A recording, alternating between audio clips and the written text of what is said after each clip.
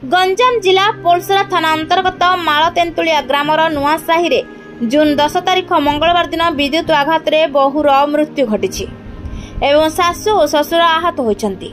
बहु नमिता साहू मृत्यु होइथिबा बेले ससुर अभिमन्यु साहू और सासु आहत होइछंती। निज घर बारंडारे बहु नमिता काम करिबा समय ससुर लुहा ग्रिल रु विद्युत आघात शिकार होइथिले। एही परिस्थिति रे पाखरे बसिथिबा बहु सासु तांकु बंचाइबाकु चेष्टा करथिले। उभयଙ୍କ ମଧ୍ୟରୁ बहु गुरुतर होइथिबा बेले सासु आहत होइथिले। स्थानीय लोके सेमानंकु उद्धार करी चिकित्सा निमंते पोलसरा गोष्ठी स्वास्थ्य केन्द्र को नेइथिबा बेले सेठारे डाक्टर बहु नमितांकु मृत घोषणा करथिले।